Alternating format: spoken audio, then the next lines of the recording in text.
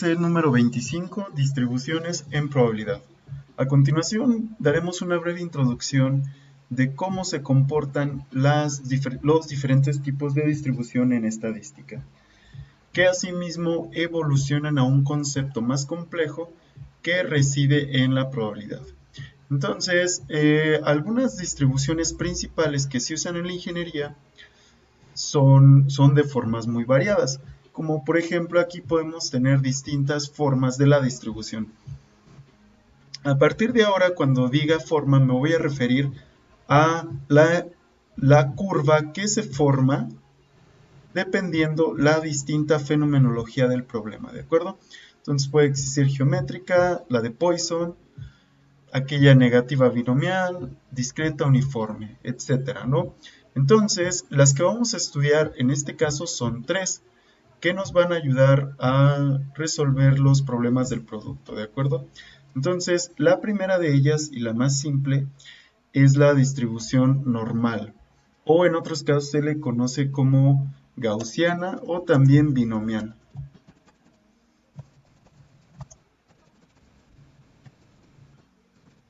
Pero, ¿por qué son importantes estas distribuciones?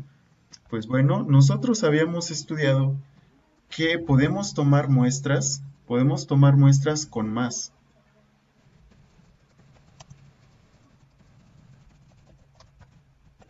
¿Qué es muestra aleatorio simple? Pero ¿qué es lo que pasa cuando cuando uno ha terminado de hacer su muestreo? Y ahora nótese cómo va evolucionando nuestro conocimiento de hacer experimentos y cómo diseñarlos, de decidir cómo vamos a tomar una muestra y de cómo la vamos a desarrollar. Tenemos que aplicar probabilidad para conocer las características de esa muestra. Entonces, una vez que tomemos esa muestra con más, nosotros nos vamos a percatar de algo muy importante. Podemos relacionar más con algo que se le conoce como el proceso de Bernoulli.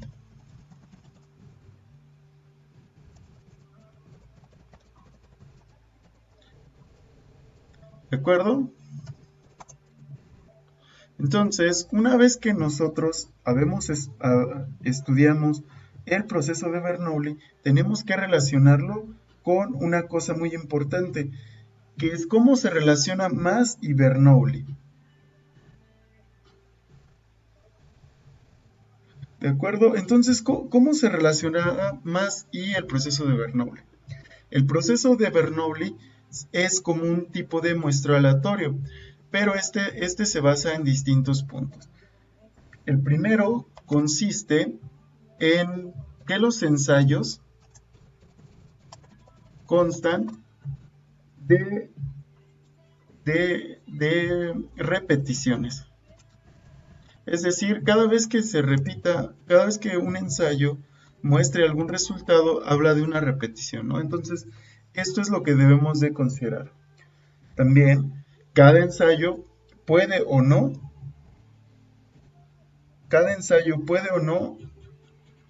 resultar,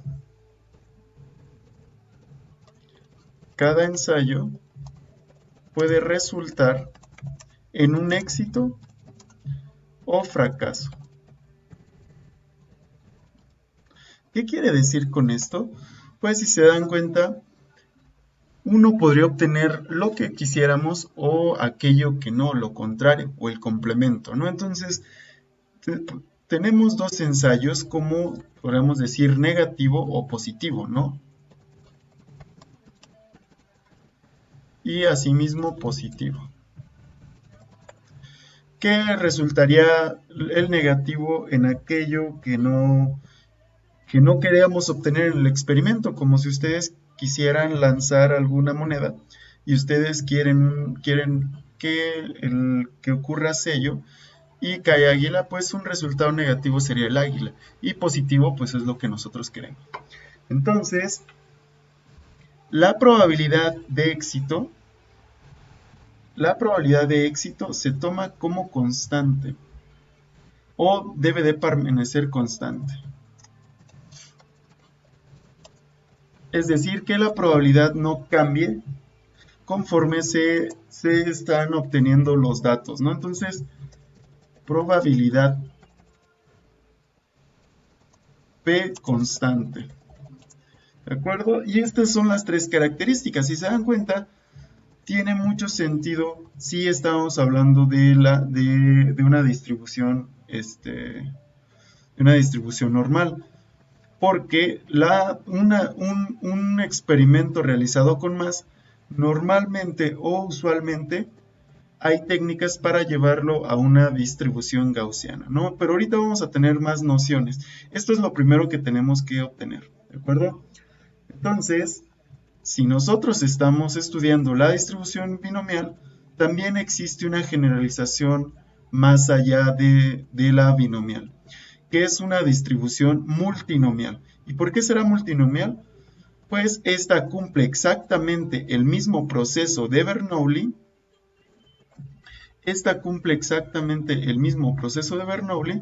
Sin embargo, posee otras características distintas, ¿no? Entonces, vamos a estudiar primeramente estas dos distribuciones. Y asimismo, cada una se utiliza para ciertos casos específicos. Por ejemplo, la distribución binomial puede contar con distintas características, ¿de acuerdo? Que nos ayudan para calcular ya sea de distribuciones o una distribución de puntos muy generales, ¿de acuerdo? Y la hipergeométrica es más específica para cuando estemos trabajando para distintas variables que describiré a continuación o a lo largo de esta clase 25. ¿De acuerdo? Entonces, en un proceso hipergeométrico, aquí se dan cuenta, existe el proceso de Bernoulli y para la hipergeométrica existe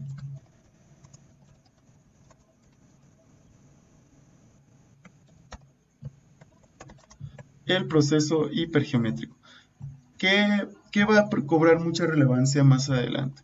Entonces, nosotros tenemos tres tipos de distribuciones que nos van a ser de una gran utilidad, ¿de acuerdo? Hipergeométrica, multinomial y normal. Y si observamos las formas de estas gráficas, pues la normal es como aparentemente una campana, ¿de acuerdo?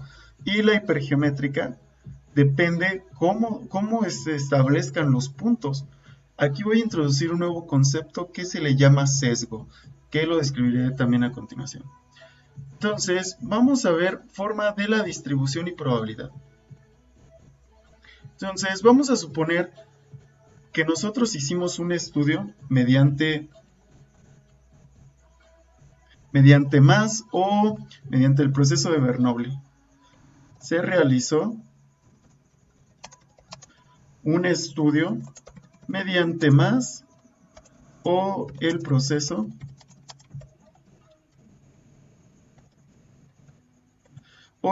de Bernoulli. Entonces, nótese qué es lo que va a pasar aquí a continuación.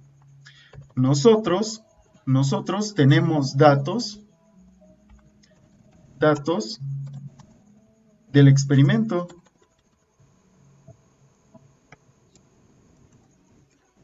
Sin embargo, hasta el momento, nosotros únicamente los hemos analizado de una forma numérica, ¿de acuerdo? Nunca hemos visto las propiedades que puedan obtenerse de estos sistemas. Entonces, si nosotros estamos hablando de que hicimos un experimento y obtuvimos datos, hacemos un análisis numérico con la probabilidad. Pero, ¿qué otros datos podríamos tener? ¿Se dan cuenta? Aquí nosotros vamos a hacer un paso muy, muy importante.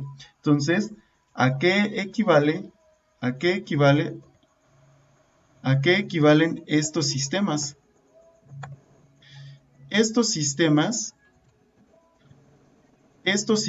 meramente corresponden a una parte importante de las distribuciones. Entonces, una vez que tenemos los datos, tenemos que visualizarlos. Entonces, ¿cómo los vamos a visualizar?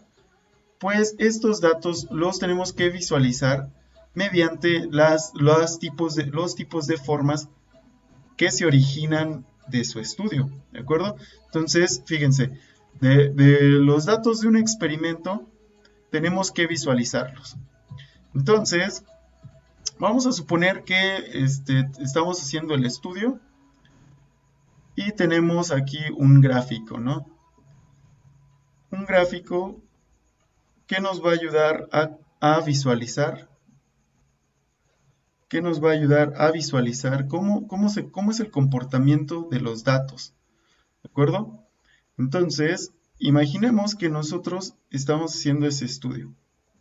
Ese estudio consta de todas las edades o de todo un almacén, ¿no? Entonces, supongamos que aquí tenemos nuestro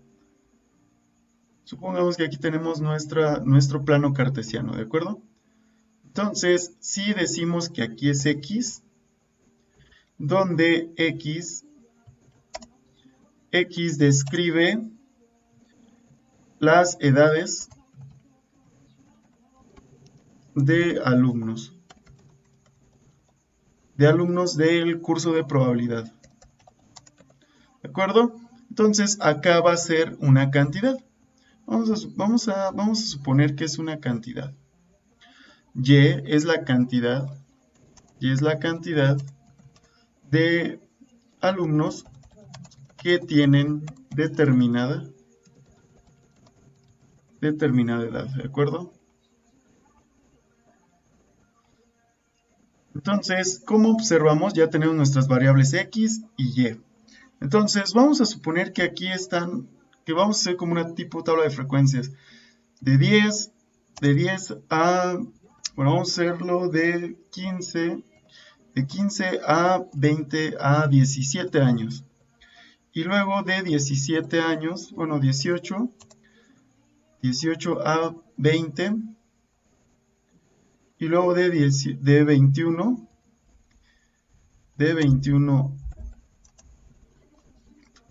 a 23.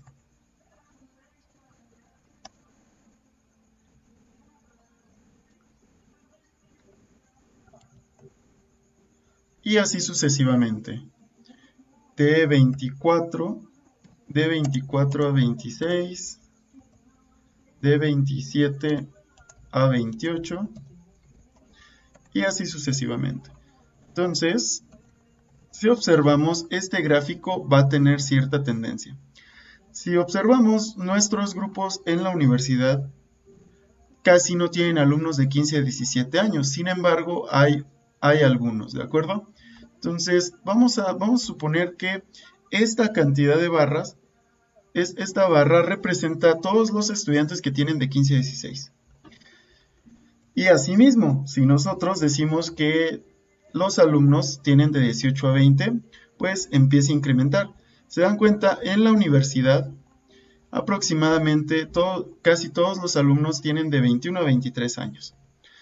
Y conforme aumenta la edad, pues empieza a disminuir. Se dan cuenta ya de 27 a 29, perdón, pues ya hay menos alumnos. Y acabamos de realizar como un tipo histograma. Pero ¿por qué hicimos esta aseveración? Pues bueno, si se dan cuenta, esta distribución, si yo hubiera unido sus puntos, esta distribución aproximadamente tendría la siguiente forma. Si yo uniera estos puntos del diagrama del histograma, perdón. Entonces, si imaginamos que esta línea que estoy pintando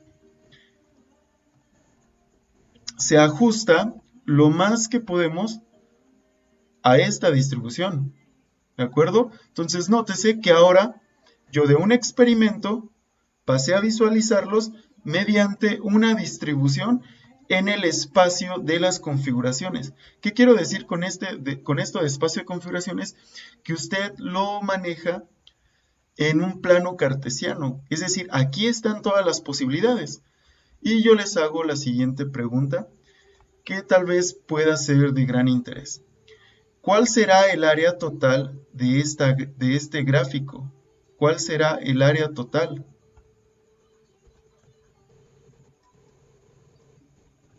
Bueno, si, cuando nosotros llevemos cálculo, vamos a aprender que haciendo la integral de este sistema, el área siempre nos debe de dar la probabilidad total.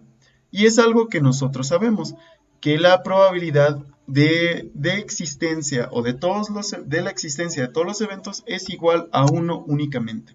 Entonces, de aquí es de donde viene todo el origen de este tipo de distribuciones, del cálculo integral. Si integramos esta distribución o esta función que representa las edades, la probabilidad de estudiar a alguno de estos alumnos siempre va a ser 1, ¿de acuerdo? Entonces, el área total de este gráfico es 1. Entonces, de esta manera se visualizan. Por lo tanto, nosotros podemos tener distintos tipos de distribuciones. Vamos a verlo con un ejemplo más claro en este software que se llama GeoGebra. Entonces, vamos a insertar una función. Vamos a insertar f en función de x. Y esta va a ser igual a la siguiente. E a la menos x al cuadrado. Todas las distribuciones son de esta forma. Nótese que toda esta función está normalizada. Es decir, siempre, cuando yo le dé normalizar, es que siempre estamos refiriéndonos al área total, que es 1 de esta distribución, ¿no? Entonces, si se da cuenta, nosotros podemos tener distintas distribuciones de acuerdo a la fenomenología del sistema. Si nosotros también estamos estudiando algún otro sistema, como por ejemplo f en función de x, que sea igual a x por el seno de x. Nótese cómo ahora esto cambiaría. Ahora ya no tendría únicamente una campana o una cresta, sino que tendría distintas. Usted que actualmente está llevando cálculo diferencial, puede observar que los puntos máximos que existen tienen que ver con cómo se está comportando. Por lo tanto, este comportamiento se ilustra directamente en los resultados. Entonces, si nuestras funciones son de distinta forma, estará hablando de cosas muy importantes. Y este tipo de gráficas nos hablan mucho de cómo se comportan los sistemas. Entonces, si este tiene dos puntos máximos, que usted ya los ha visto en cálculo, un punto máximo o un punto de inflexión, esto se le conoce como una distribución multinomial. ¿Por qué? Porque tiene distintas crestas. Si se da cuenta, estos puntos máximos son diferentes a estos. Entonces, estos son puntos máximos locales y tal vez esto podría ser un punto máximo global. ¿De acuerdo? Entonces, cada vez que usted esté analizando cuál es el comportamiento de estas distribuciones, tiene que pensar en términos del cálculo integral. Entonces, yo quiero ser un poco más específico. Imagínense que aquí tiene las barras de los estudiantes o de los productos o de algún consumo energético, algún flujo termodinámico, etcétera, ¿no? La probabilidad está presente en todos lados. Entonces, ya establecimos que el área total de este sistema es igual a 1, ¿de acuerdo? Pero vamos a hacer una distribución más general, ¿de acuerdo? Entonces, ya quedamos que el área total de este sistema siempre es igual a 1. Entonces, ¿cómo vamos a analizar lo siguiente que yo le estoy comentando? Bueno, vamos a modificar un poco esta distribución. Ahora va a ser una X y Y cualquiera. Como ya le he comentado, estas pueden ser representar lo que usted quiera. Entonces, este es X y esto es Y únicamente. Entonces, vamos a hacer esta distribución un poco más general y un poco más de la forma, ¿no? Entonces, casi todas las distribuciones de este estilo en estadística, son normales o se pueden hacer normales mediante ciertas técnicas, ¿no? Entonces, vamos a suponer lo siguiente, que estamos estudiando esta fenomenología. puede representar cualquier cosa. Entonces, esta vez vamos a insertar un gráfico que represente objetos más generales. Vamos a suponer que nuestra curva empieza desde aquí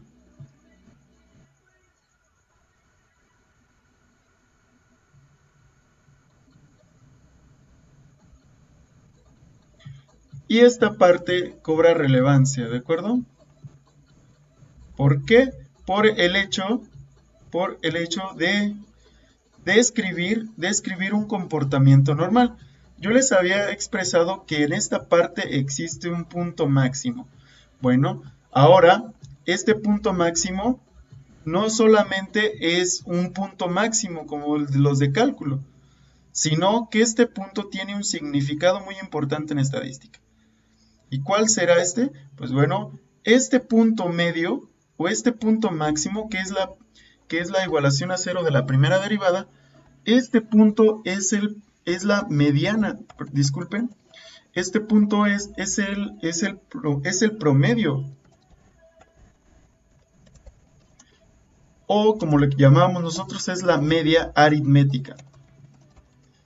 ¿Por qué? Porque se encuentra en el centro,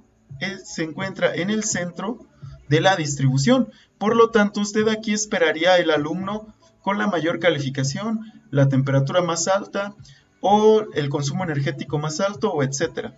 Este punto más alto es el promedio. Conforme esté mejor localizado, usted va a tener un promedio más exacto, ¿de acuerdo? Entonces, si se dan cuenta, aquí podemos analizar otra cosa.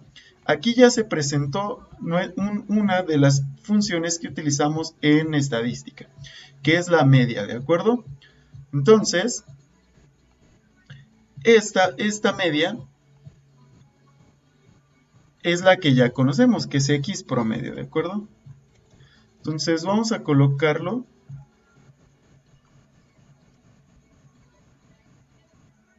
Vamos a colocarlo en esta parte. Y este es el promedio. Sin embargo, de aquí podemos observar dos características. ¿Cuáles serían esas características? Pues esas características serían las siguientes. Sería una nueva variable que también ya la hemos estudiado en estadística. Y ahora en esta distribuciones cobra otra relevancia. Entonces, fíjese que estoy anotando otra línea perpendicular al punto medio. Recuerda que este es el punto medio. Entonces, este punto que estoy analizando, ¿ahora qué sería? Pues este punto que estoy analizando ahora es la desviación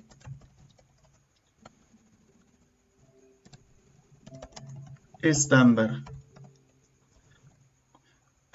¿De acuerdo? Entonces, ahora voy a comenzar a introducir otra notación.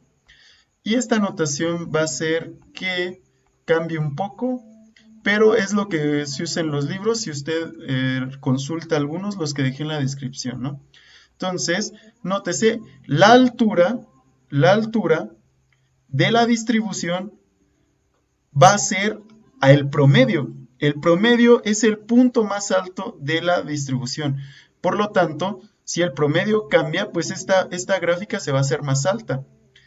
O si la variación entre los puntos es bastante, la desviación estándar es la que va a hacer que esta curva se achate o se haga más pronunciada esta región, ¿no? Que esté más chata o que esté más picuda. Entonces, esto quiere decir que se está estudiando la forma del gráfico, ¿de acuerdo? Entonces, de esta manera usted podría analizar cómo es el comportamiento de los datos, ¿de acuerdo? Entonces, vamos a continuar con la ecuación de la distribución normal. La ecuación de la distribución normal nos relaciona distintas características. Entonces, la distribución de probabilidad de una variable aleatoria X se puede escribir en términos de n éxitos y de la muestra que se toma se puede calcular la probabilidad. Entonces, estos n éxitos que se obtengan se calculan mediante un éxito o un fracaso, que es la probabilidad de que esté ocurriendo algún fenómeno, ¿no? Entonces vamos a identificar cada una de estas letras. B nos dice que es el nombre de la distribución binomial. N es el número de éxitos o número de ensayos, disculpen, número de ensayos. X va a ser nuestra variable aleatoria. ¿Y qué se quiere decir con variable aleatoria? Pues los valores que se estén estudiando, ya sea la temperatura, ya sea el flujo de calor, ya sean los estudiantes, las calificaciones. Esta variable aleatoria es básicamente eso. Y el número de ensayos pues es el total de datos que tengo. Todo muy familiar con lo que hemos estudiado. Y aquí viene una cosa importante. Una cosa importante que es P y es la probabilidad de éxito.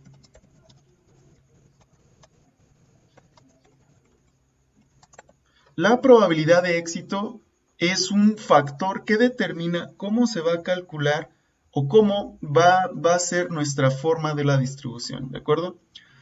Entonces, ya nada más quedaría describir quién es P, quién es Q. Q es la cantidad o la probabilidad que se pueden obtener en un estudio de fracasos, es decir, es la probabilidad del fracaso.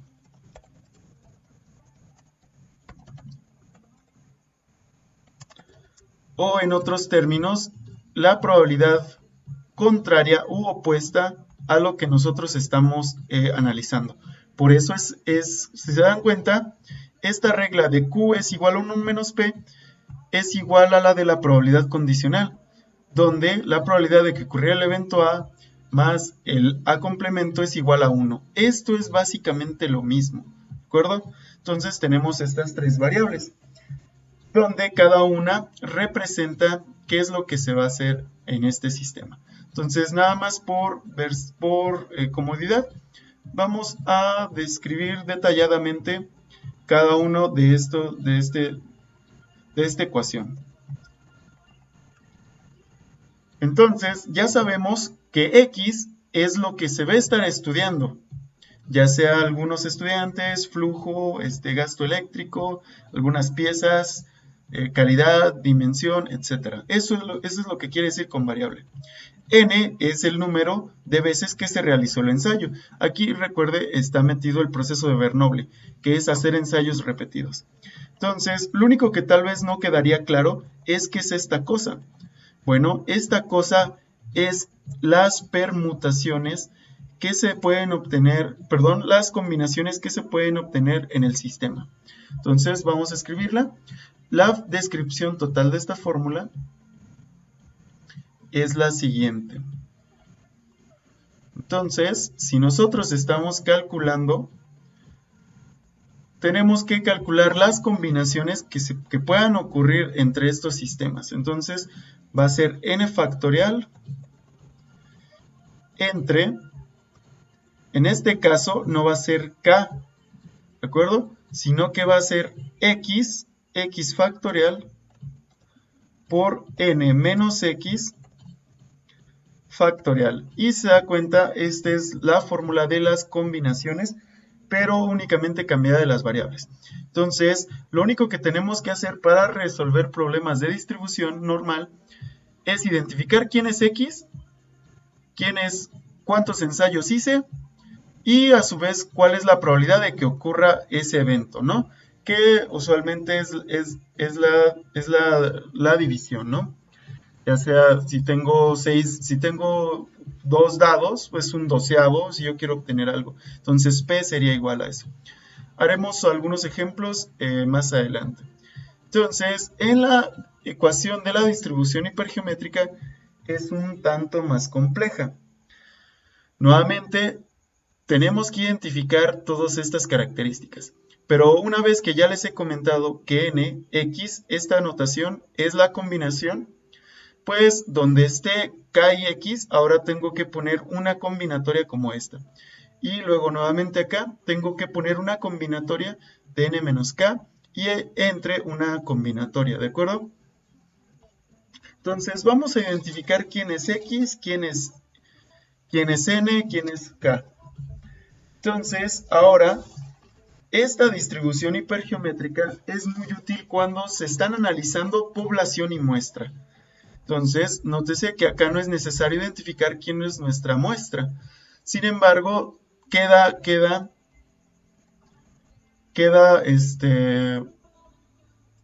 como indicado mediante esta aseveración, ¿no? Entonces vamos a continuar nuevamente. ¿Quién será nuestra X? X nuevamente sería la variable aleatoria, donde ahora tenemos que tomar una población que sería como la población, perdón, sería n mayúscula, sería como la población, o en otro caso, artículos seleccionados, objetos,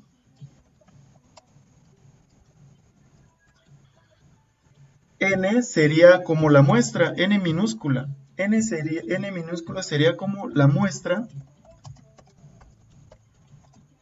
¿De acuerdo? Entonces nótese cómo aquí en todo el curso se están presentando los mismos conceptos. ¿De acuerdo? Entonces, ¿quién sería K? La única que nos falta describir K es la probabilidad de éxito o fracaso.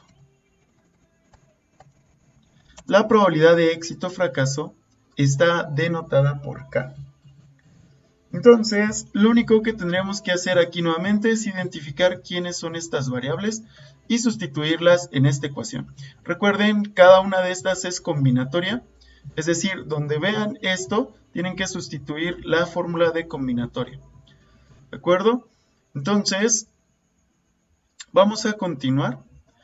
Y existe algo muy importante en la estadística que se le conoce como el teorema del límite central. ¿Por qué es tan importante este teorema del límite central? El teorema del límite central establece que todas las distribuciones, o en gran parte, los datos se pueden configurar o reconstruir, vamos a ponerle,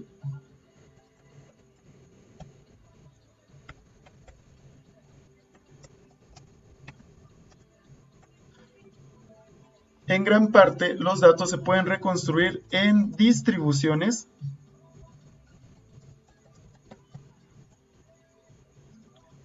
que se asemejen a una distribución normal. Esta es la gran importancia del teorema del límite central.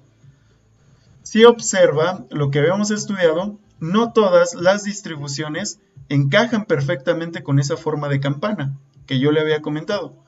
Pero, sin embargo, con el teorema del límite central, nosotros podemos modificar esa forma. ¿Y cómo la vamos a modificar? Pues midiendo, ahora la notación que les había comentado, mu, esta es la letra mu del alfabeto griego y significa que es la media. Entonces, letra mu es igual a la media. Sigma es otra letra del alfabeto griego y sigma es la desviación estándar. ¿De acuerdo?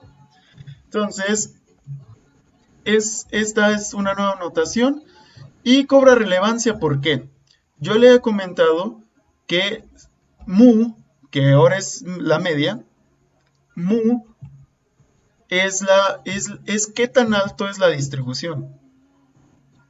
¿Se da cuenta? Es una variación de la variable aleatoria. Es como un ajuste, un sobreajuste a los datos. Entonces, yo puedo hacer, si incrementa mu, el pico va a ser muy pronunciado. Si incrementa sigma, esta distribución va a ser muy achatada, ¿de acuerdo? Entonces, por esto el teorema del límite central es muy importante, porque nos dice que aproximadamente todas las distribuciones se pueden ajustar a una binomial. Todo ello mediante la práctica de ya sea multiplicaciones, divisiones, reajustes, como sacar raíces, etcétera, ¿no? Entonces, esto era lo gran importante. Entonces, en gran parte los datos se pueden reconstruir en distribuciones que asemejen a una distribución normal. Y como resumen, formas de la distribución normal es aproximadamente como una campana. Por eso le llaman distribución gaussiana, porque esta ecuación la desarrolló un Gauss, que fue uno de los padres de la estadística, ¿no? Y esta ecuación nos sirve para ya sea hacer más pronunciado el pico de la distribución o hacerlo más pequeño. Y esto lo vamos a ilustrar en esta distribución. ¿Se da cuenta? Esta distribución es una distribución normal perfecta. Pero, ¿qué es lo que pasa si yo cambio? ¿Qué es lo que pasa si yo cambio lo que le había comentado? Si hago más grande sigma o si hago más grande mu. Si hago más grande mu, nótese cómo se va a incrementar el sistema, cómo va a incrementar el pico de la gráfica. Entonces, si yo lo multiplico,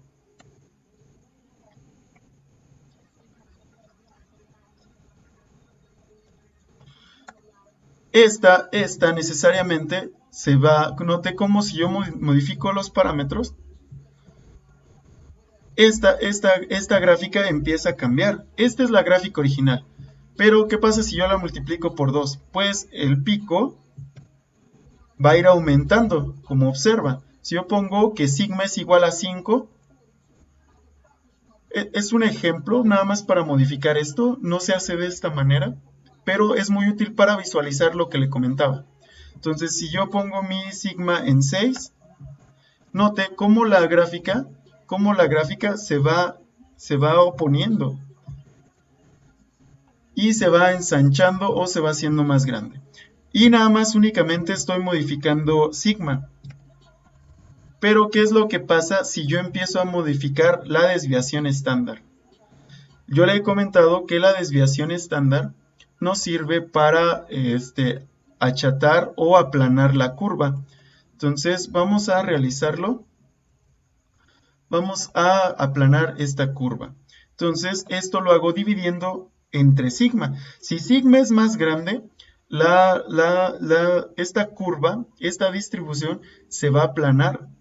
Entonces, vamos a poner que es igual a 3. Mire, note, si sigma es igual a 3, ¿cómo cambia drásticamente? Esto es sigma es igual a 1, sigma es igual a 3, sigma es igual a 3. Bueno, aquí, ok, ahí está. Sigma es igual a 4. O a 6. Nótese cómo esta gráfica se achata, se ensancha, porque la variación es muy grande. ¿Y qué quiere decir eso? Pues que los datos no están correlacionados. O que los eventos son independientes, no hay relaciones entre ellos. Si la varianza es 10 y así sucesivamente, esta se va a ir ampliando más conforme la varianza. Entonces, estas clases fueron muy importantes porque le dimos significado ya más concreto y más conciso a qué es la desviación estándar y la media. Entonces, nótese, ahora voy a incrementar